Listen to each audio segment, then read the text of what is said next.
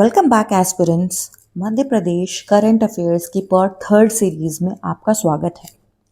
आज की इस वीडियो में हम डिस्कस करेंगे 10 मोस्ट एक्सपेक्टेड एमसीक्यूज जो एमपीपीएससी, एमपीएसबी, एमपीटेट और अन्य एमपी कॉम्पिटिटिव एग्जाम्स को ध्यान में रखकर पूरे एग्जाम ओरिएंटेड अप्रोच से तैयार किए गए हैं। और एक बात ध्यान से सुन लीजिए, इस वीडियो का जो लास्ट क्वेश्चन है उसको बिल्कुल भी मिस मत करिएगा।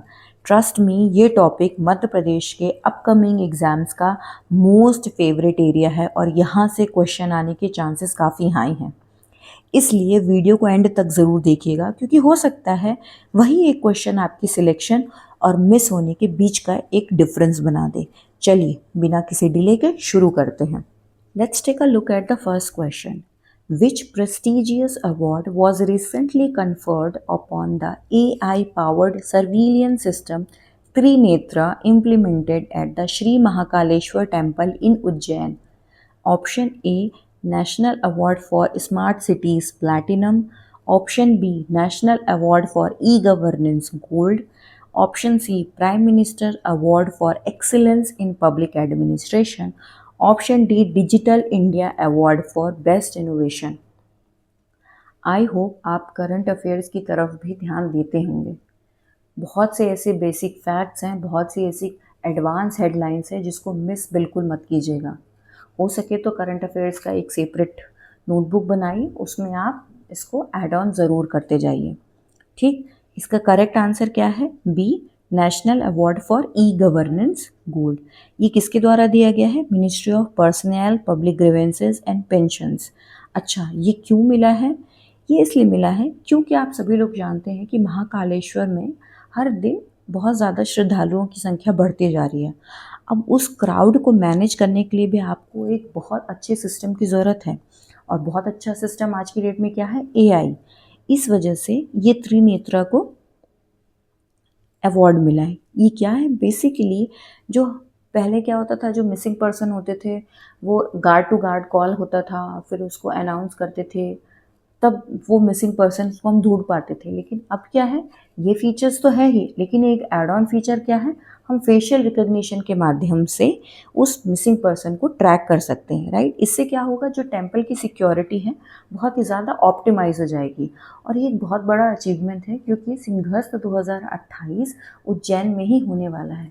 Clear? Moving on to question number 2. The 29th National Conference on E-Governance, where the Trinetra AI system of Ujjain was honored with the Gold Award, was held in which of the following cities? Option A, New Delhi. Option B, Indore. Option C, Bhopal. Option D, Jaipur. Now, this question is pretty much linked with the first question. You absolutely go through the deep areas of current affairs which is specifically related to the Madhya Pradesh, right? इसका सही जवाब क्या है? D, Jaipur. 29th national conference on e governance कहाँ पे हुआ था? जयपुर में हुआ था। All right, the Maihar band recently included in India's national inventory of intangible cultural heritage was founded in 1918 by which legendary musical maestro? Option A, Ustad Ali Akbar Khan. Option B, Pandit Ravi Shankar. Option C, Ustad Alauddin Khan. Option D, Ustad Wazir Khan. ये जो question है ये definitely बहुत important question है। क्यों? क्योंकि ये मध्य प्रदेश के कल्चरल से डायरेक्ट लिंक्ड है। तो ये डेफिनेटली कहीं ना कहीं किसी न किसी एग्ज़ाम में आपको ज़रूर देखने को मिलेगा। राइट, इसका सही जवाब क्या है? C, Ustad Alauddin Khan. Moving on to question number 4. The unique instrument Nal Tarang, a signature element of the Maihar band, was innovatively crafted using which of the following materials? Option A, hollow bamboo pipes. Option B, discarded gun barrels. Option C, melted bronze alloy. Option D, earthen clay pots. Trust me, ये question बहुत important है। Question number 3 and question number 4 ये दोनों आपस में correlate हैं। Right, इसको आप ज़रूर अपने दिमाग में रखिएगा। इसका सही जवाब क्या है? Option B, discarded gun barrels. जैसा कि आप पिक्चर में देख पा रहे हैं कैसे डिस्कार्डेड गन बैरल्स का इस्तेमाल करके उस्ताद अलाउद्दीन खान ने एक यूनिक म्यूजिक इंस्ट्रूमेंट नल तरंग की खोज की थी। राइट नाउ कमेंट, मैहर को सतना डिस्ट्रिक्ट से अलग एमपी का नया जिला कब बनाया गया था? Next question is, along with the Maihar band, which other two cultural traditions of Madhya Pradesh was recently added to the National Tangible Cultural Heritage List?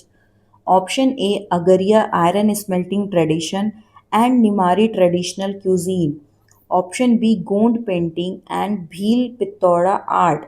Option C, Bhagoria dance and Malvi traditional cuisine. Option D, Rai dance and Baga wood carving. This question is also very important. I think in this series, all the questions are very important. I cannot say to skip any one of those. Right? Now, the correct answer is absolutely A. Agaria iron smelting traditions and Nimari traditional cuisine. Now comment, Lohasur को अपना देवता कौन सी जनजाति मानती है? Question number 6 is, Union Minister Jyotiraditya Scindia recently inaugurated and laid foundation stones for development projects worth approximately how much in Guna district?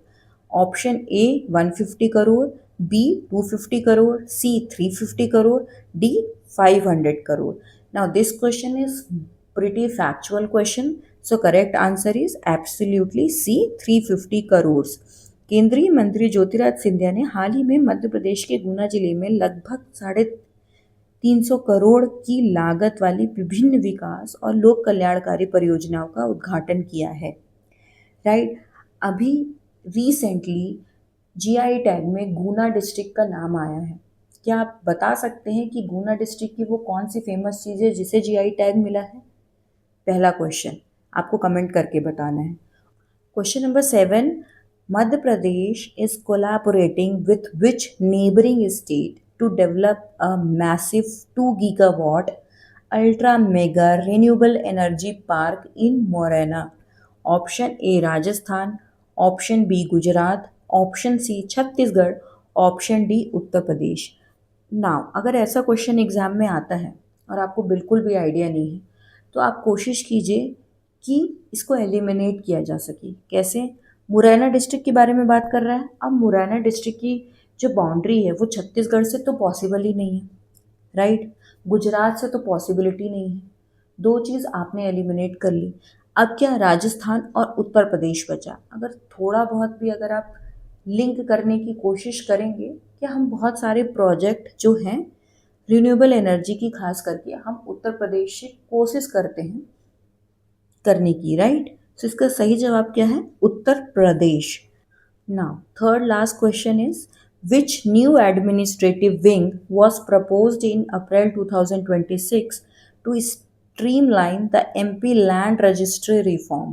Option A संपत्ति पंजीयन निर्देशालय, option B state land records authority, option C भू संपदा नियंत्रक मंडल, option D digital registry enforcement unit. Now you have just 3 seconds to lock this answer in. इसका सही जवाब क्या है? ए संपत्ति पंजीयन निर्देशालय। इसका उद्देश्य क्या है? पूरे मध्य प्रदेश में भूमि और संपत्ति का जो पंजीकरण प्रक्रिया है उसको पूरी तरीके से आधुनिक, सुरक्षित और सुव्यवस्थित बनाया जा सके। Moving on to second last question, 3,540 crore outer ring road project recently in the news is associated with which city of Madhya Pradesh? Option A Indore, B Bhopal, C Jabalpur, D Gwalior. Now अगर ऐसा क्वेश्चन आपके एग्जाम में आए तो definitely अगर आपने पढ़ा है तो ही आप अटेम्प्ट करके आएंगे। अदरवाइज अगर आपने तुक्का लगाने की कोशिश की या तो आप इंदौर में लाई डाउन करेंगे या तो भोपाल में। राइट, जो कि आप तुक्का तो बिल्कुल मत लगाइएगा। क्यों? क्योंकि मोस्ट ऑफ द एग्जामिनेशन अब निगेटिव मार्किंग को कंसीडर कर रहे हैं, इसलिए एक्यूरेसी पे आप ज़्यादा ध्यान दीजिएगा। राइट, इसका करेक्ट आंसर क्या है? सी जबलपुर, राइट।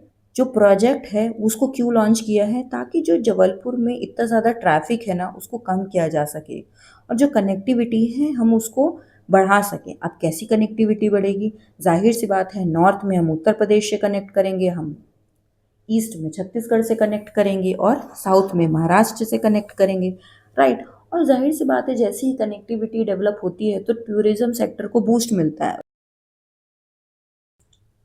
जिस मोस्ट इम्पॉर्टेंट क्वेश्चन की मैंने शुरुआत में बात की थी, वो मोस्ट इम्पॉर्टेंट क्वेश्चन ये है।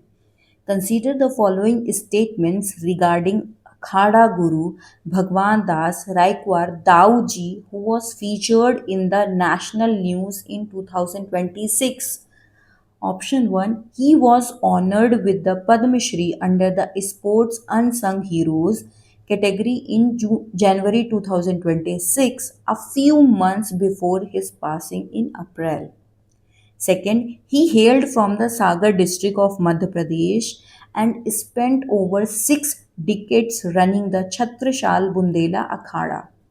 Option third, he was a master of Bundeli martial art, specifically renowned for his rare mastery over Bandish Vidha. Which of the following statement given above are correct? A. Only one. B. Only two. C. Only three. D. All of the above. Now ये question definitely important है, आप please इसको miss मत कीजिएगा। इसको कहीं ना कहीं अपने रिवीजन नोट्स में, नोटबुक में, करंट अफेयर्स के नोट में ज़रूर लिख लीजिएगा। ये all 3 facts are very important. इसका सही जवाब क्या है? D, all the given statements are absolutely 100% correct. Understood? आज के सेशन में बस इतना ही।